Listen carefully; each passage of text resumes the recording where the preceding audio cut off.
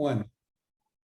Hey, we just got a special guest here. You're going to be loving this guy. He's from a long, long, long way away. I'm going to let him introduce himself and a little bit about what he does. Take it over. Hey, Kurt. Howdy, friends. My name is Andy Seymour. I am a singer, entertainer in Australia. I'm in the state of South Australia. The capital city of South Australia is Adelaide, which is normally where we live. Currently, we are a couple of hours out of Adelaide. My wife is in the hospitality game and she's running this very large motor lodge right now. I'll stop with my hands because my hands are probably freaking everyone out. I'll stop that. I am a full-time singer and an entertainer. I have been my whole adult life. Some people are surprised to learn that, what do you do? Don't you just sing Saturday nights? Not at all. I'm forever getting booked for large corporate events that happen, midweek in the ballroom of the Hilton or the Hyatt. I make radio commercials. My whole life revolves around my voice box. That's well, the crazy thing is that I can back this up. I'm going to, in the comment section, I'm going to put a couple of your clips in there with a band that you had sung with prior. Yes. This dude has also had a TV show in America, believe it or not, a cooking show nonetheless. He rides a Harley Davidson, crazy enough. Anyhow, I just love the way the guy sings. Take a look at take a really quick glimpse of that the clip I'm going to be sharing with you guys. You're going to be super shocked. This dude can sing. Anyhow, you're in the middle of winter. Yes. Yeah. And the snow is flying, right? It is. Yes. Now, Adelaide, the city of Adelaide, is very, very similar to Los Angeles, where it sits at the base of a mountain range and is on the ocean, and it's very similar. You go up into those, when I say mountain range, I mean range of hills, large hills. Yeah. And nestled amongst all those hills are vineyards and orchards. It's very pretty. But where I am, a couple of hours out of town, heading further down the state of South Australia, it's cold. For us, it's cold. It's 9, 10 degrees Celsius. What did you say that was? That's about 50 degrees. So I can say this, Andy, you're a little bit wimpy because 10 degrees Celsius is not very cold. So I can say you're just a little bit, I think you're getting older, right? Yes. And we do have snow in Australia, but only in one region, kind of a mountain range a few hours from here. The rest of Australia doesn't have snow. So 10 degrees for me is I'm like Suki Lala, I'm a Suki boy. Well, the funny thing is that, so your weather is kind of good, but you have you have more poisonous things that can kill you in Australia than I think the entire world combined or something like that, right?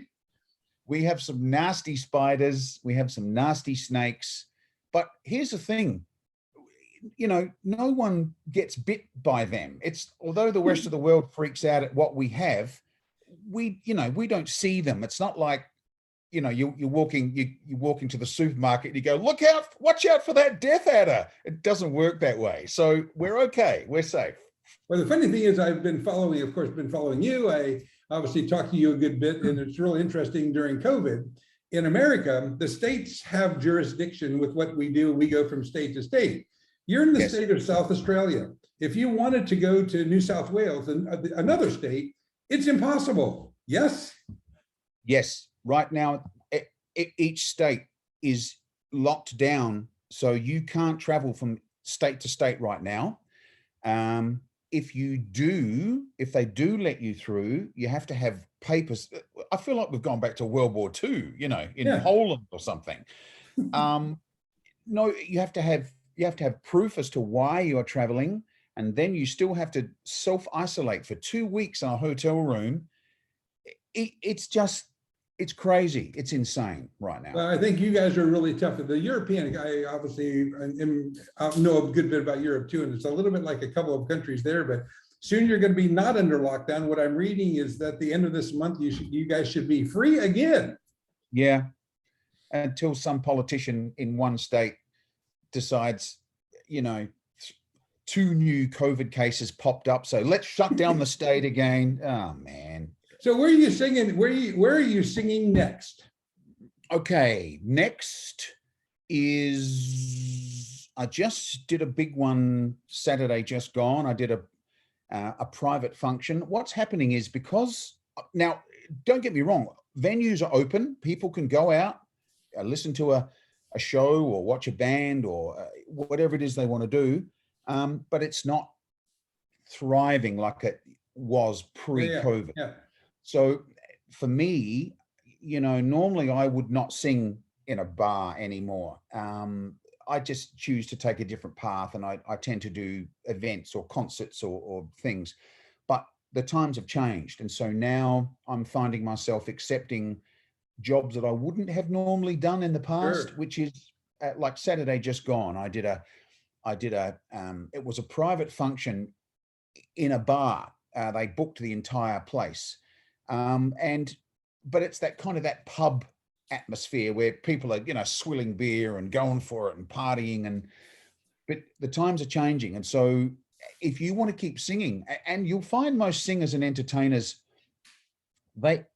we just want to sing. This is what we do. And when we can't do that, we miss it. So we start accepting work we wouldn't normally do just so we can sing. So to answer your question, in 2 weeks' time is my next one.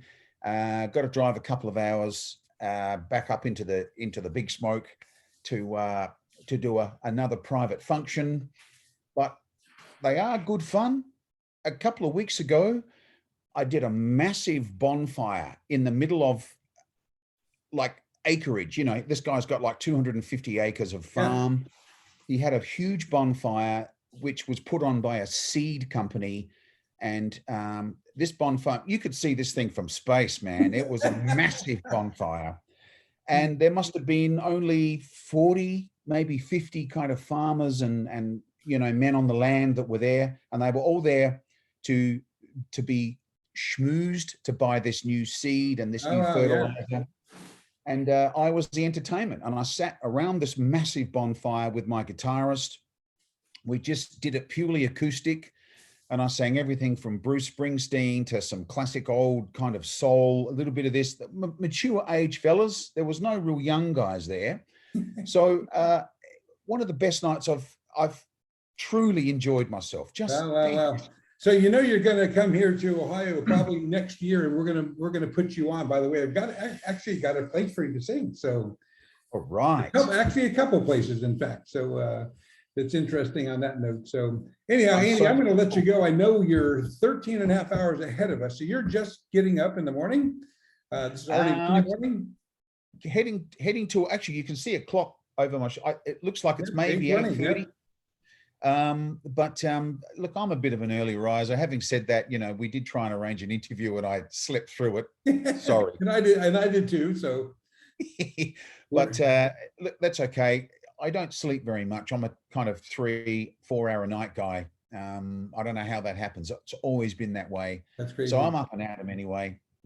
Super good. Well, Andy, I'm going to let you go now. So thank you so much for your time. I'm going to see you in Ohio next year. I was actually going to come to your concert in, I think it was going to be August, September, when that other band that you were with was going to perform, and all of a sudden that got shut down. But my wife and I, Karen, was going to go there and surprise you guys. So that was going to be oh man, that would have been fun thing. But I have some very exciting plans coming. Believe me, the act that I was part of, although I've pulled away from that, I have some very exciting plans coming. That's what I hear.